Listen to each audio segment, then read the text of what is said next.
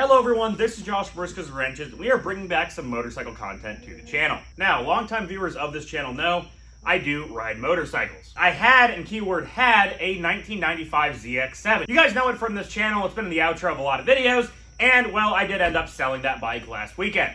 It was a good bike, but it had some carburetor issues, and I had taken it apart a million times trying to fix them, and I called the local shop, and the shop rate was $390 an hour, and I wasn't gonna pay that. So I ended up selling that bike, and I got $1,300, which, all things considered, wasn't a bad price at all. I picked that thing up for $750. I had it for a couple years. I think I threw a couple $100 worth of parts into it. So at the end of the day, I, in the least, paid for my time. Ended up picking up this bike.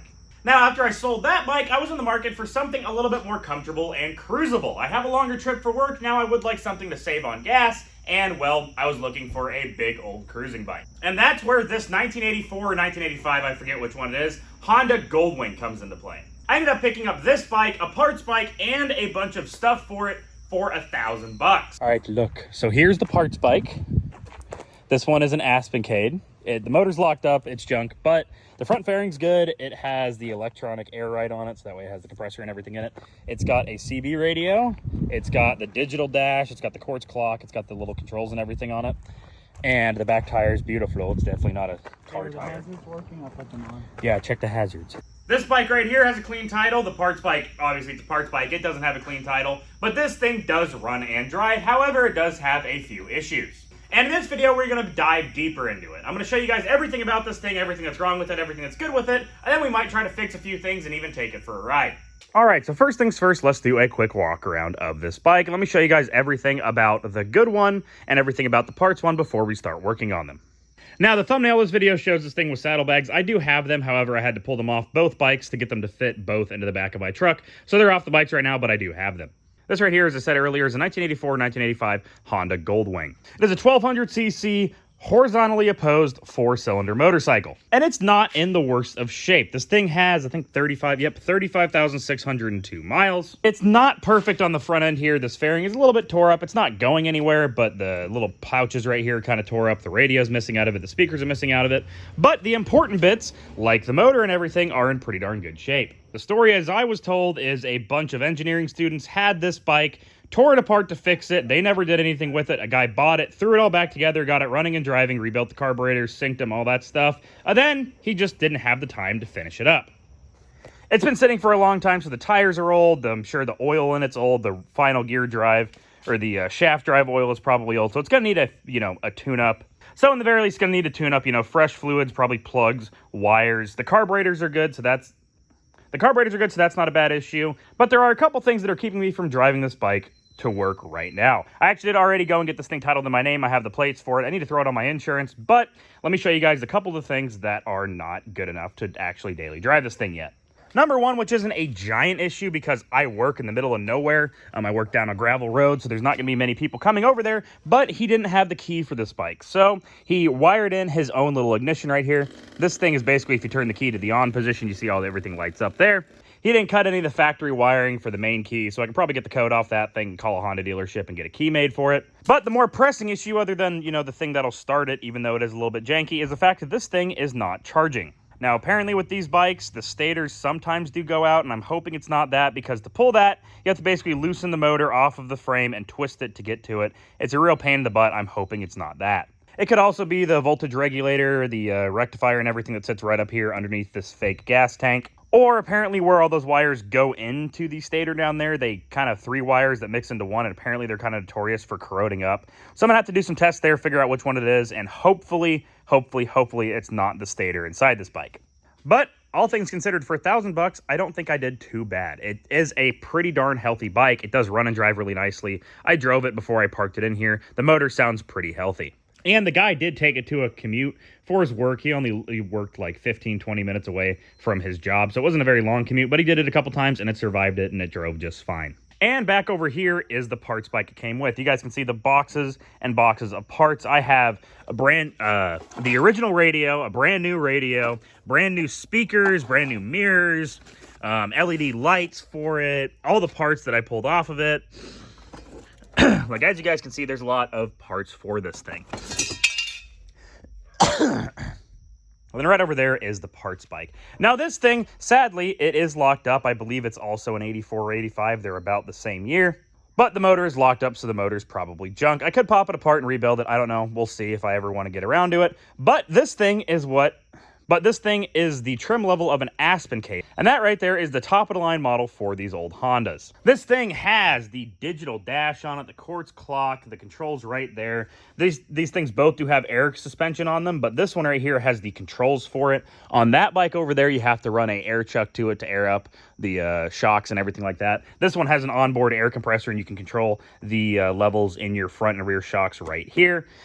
And like I said, this front fairing is in way better shape. It's not all tore up. It's not all hacked up. It's in pretty darn good shape. So this fairing right here is at some point going to come off this bike and go into the other bike, but probably not right now. It also has all, the fancy chrome pieces down there, all the chrome trim and all that stuff around the radiator and the timing belts and all that stuff. So it's the fancy edition. But for right now, I'm not really going to pay attention to that parts bike. My main focus is going to be getting this thing running and driving. I don't need a fancy fairing to drive to work. I don't need, all the fancy crap to just run and drive this thing around. Oh, I forgot to mention, this thing does legitimately have a brand new battery. That battery's like 3 months old, and it's a pretty expensive battery. So, like I said, for $1,000, I couldn't say no to it. It was a pretty darn good deal. I think he mentioned that he did put new oil and filter and everything in this bike. It needs a freshen up. Like I said, it's been sitting for a while, so we'll get this thing running and driving good, and then we'll do all the wear items like the timing belt, the tires, the brakes, the rear gear, oil. We'll do all that stuff. But right now, let's just focus on getting this thing running and driving reliably. All right, so I did some Googling, and those 3 wires that I was telling you guys about, says it was right near the battery, and I was like, well, let me look here. It's apparently 3 yellow wires. And I saw this, and I'm like, oh, those are taped together. Those don't look very good. Let me pull on it a little bit. And I pulled on it, and just all of it came apart. It wasn't even plugged in. It was just tucked up under here. So I can almost guarantee you this is why our bike isn't charging.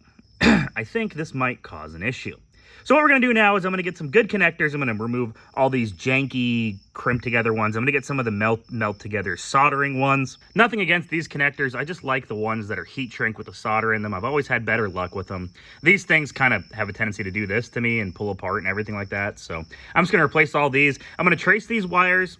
Like I said, heat shrink them. Then we'll hook up a battery to this thing, because I know for a fact the last time I tried to start this thing, it turned over really slow and the battery was dead. So we'll give it a jump.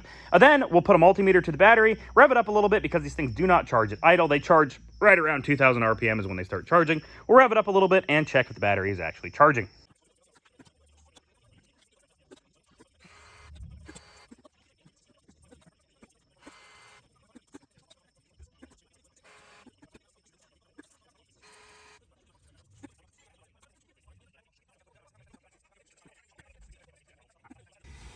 Yeah, I went to strip this wire because these two came out at the same time, and I don't know which one's which, so I need to test them.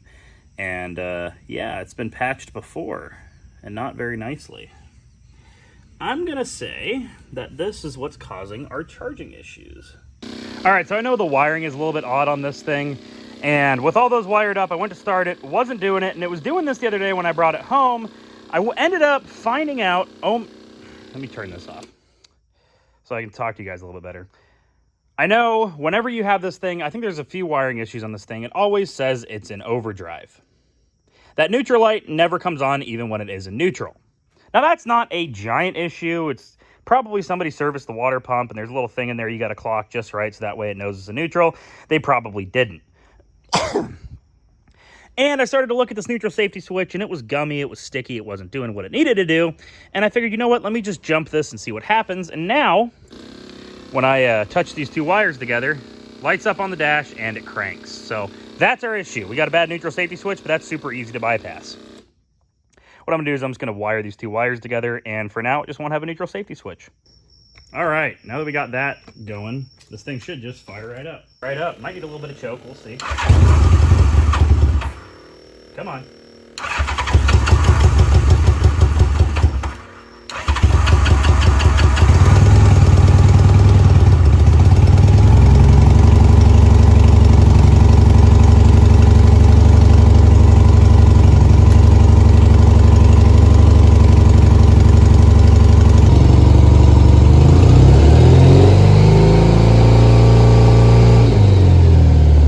Stator's good. All right. So I've made some progress here, I think. So I've done some troubleshooting. If this last combination I have doesn't work, it's a dead rectifier. So when you guys saw me revving it up there and there was like 30 and 60 and everything like that, that was AC current. That's what your stator puts out, and that shows it is working. It runs up to your rectifier or regulator or whatever the hell you want to call it, right up here. These yellow wires, I checked continuity, they all lead up here. The yellow wires go into here, and this converts it from like 70 AC down to 12 to 14 DC for your battery. If you guys do not know, car batteries and everything like that are 12 volt DC, and this other stuff is AC current. So what I've done is I fiddled around with this. I fiddled around with the ignition system because I think you have to have that in just the right spot to get it to send power to the rectifier. But I have an issue. The fuel pump, I've been doing this. The fuel pump's got hot. It's locked up. I'm going to let it cool down. If it cools down and works, cool. We can keep messing with it. If not, I'm going to need a new fuel pump. It's really hot. It keeps blowing fuses. Even when you click this thing on, I'm sure you guys heard it. It's not consistent. It kind of like click. So it might have needed a fuel pump anyways. It'd be jammed up with junk. I don't see an inline filter here, and he said this tank was a little bit rusty. So I know I need to look into that. But what's going to happen now is I'm going to let this fuel pump cool down. Hopefully it'll come back and we can test it. I ran it for a little bit. You can only like, these carburetors itself do suck gas. They have a little bit of a diaphragm in there, but it's not enough. It needs an electronic fuel pump. This thing will like idle at like 1,000 RPMs. And I saw the volts start to climb a little bit to like 13 at idle. And that's where it should be. So I did rip off that rectifier from a parts bike. I plugged it in there. I'm hoping that's the fix. But until that fuel pump cools down, we can't test it. So I'm going to let this thing cool down. I'll see you guys in a minute. All right, while I was letting the fuel pump cool down, I just decided to throw the saddlebags on it, and here's a little time lapse of that.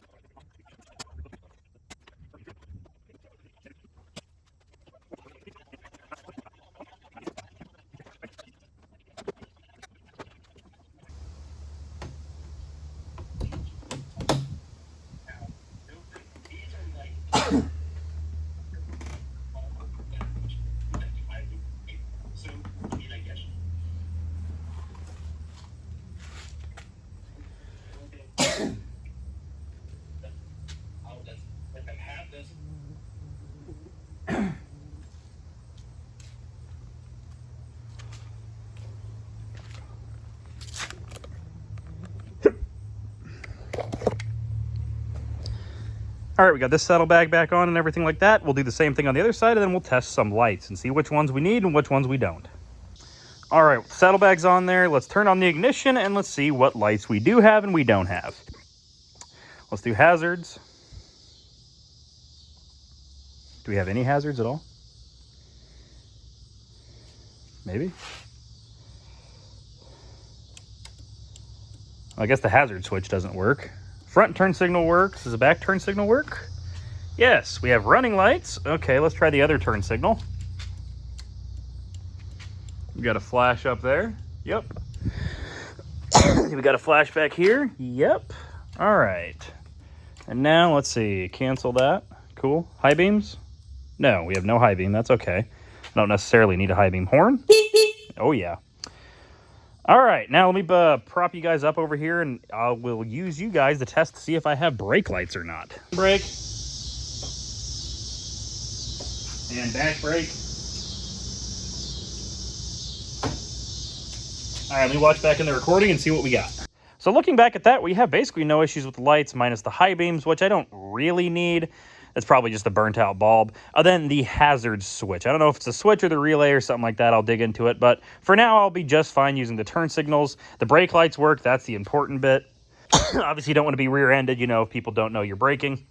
This thing does have a center brake light. It's really just a reflector, so I'll probably just set it on there to make it look legal.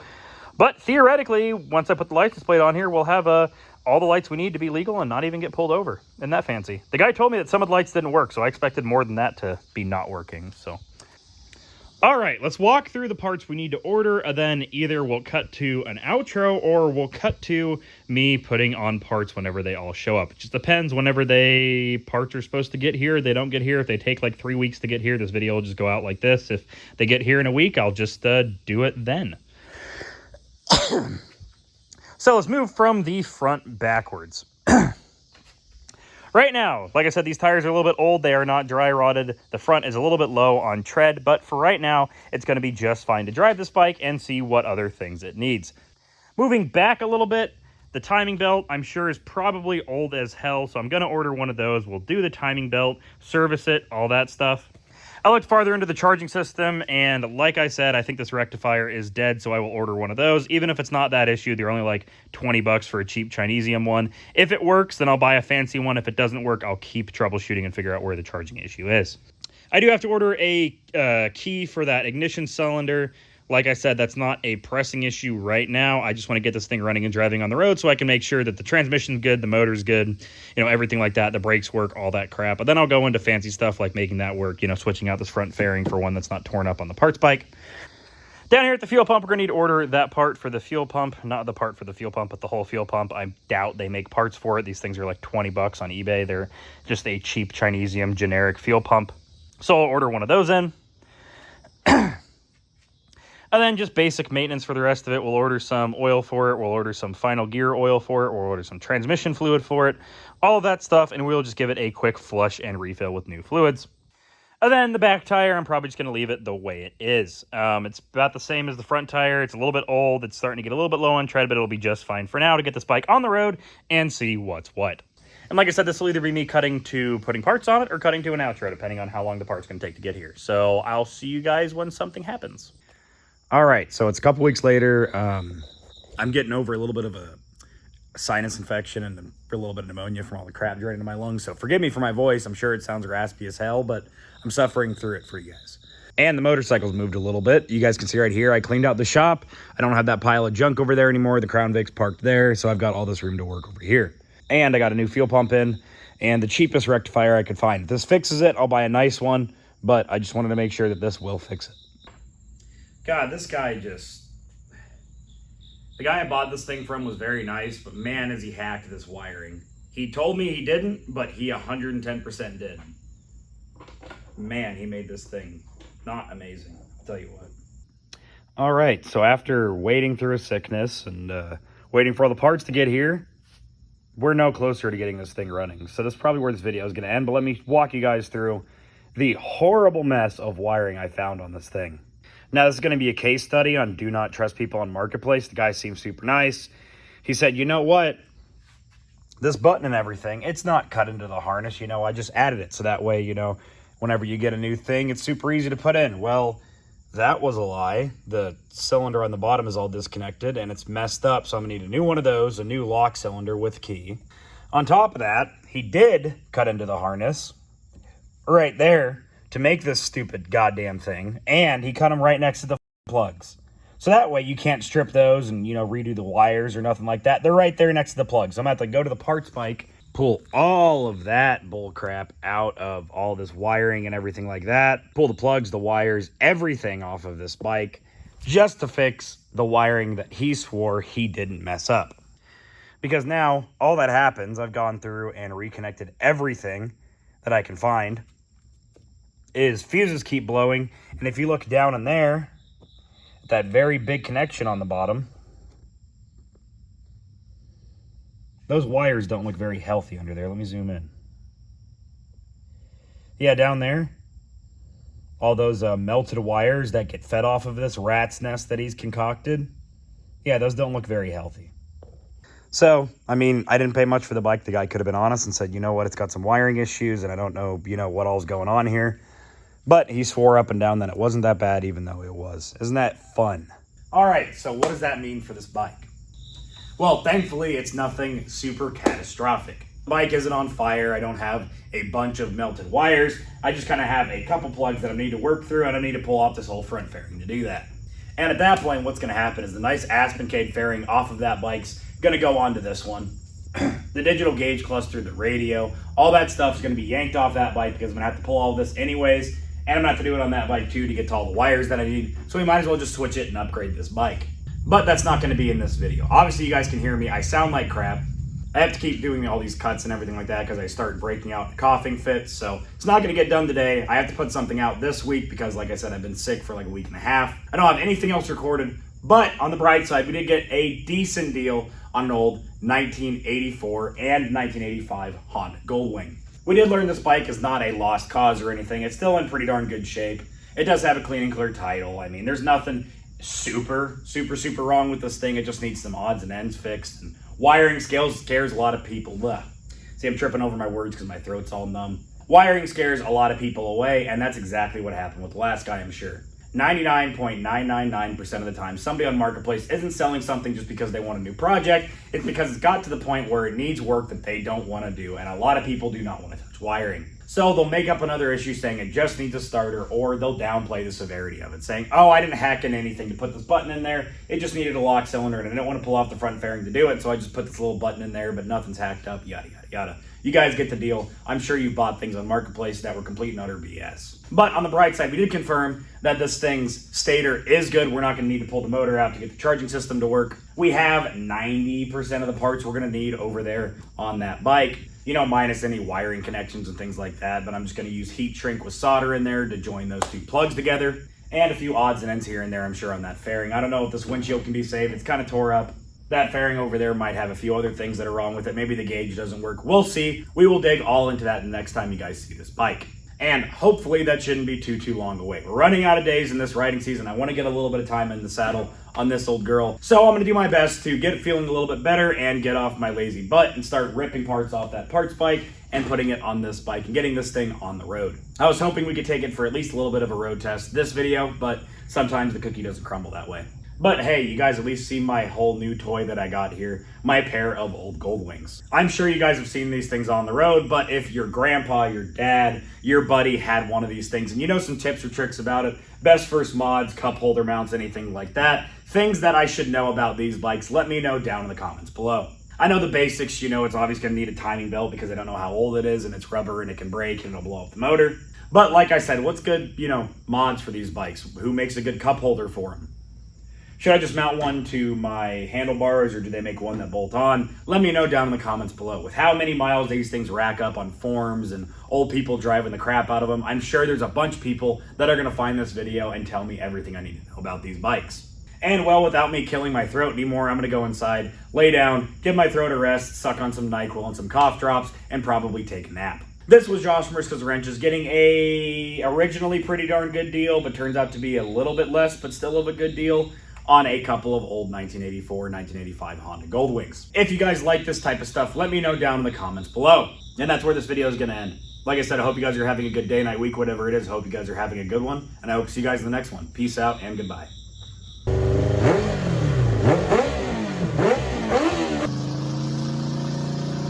I don't want to be the guy that, you know, filmed random children without their consent. That'd probably put me on a watch list somewhere.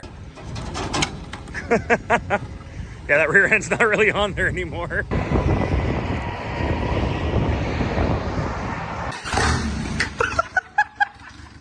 Mr. nicknames his private member Lazarus because he has risen from the dead.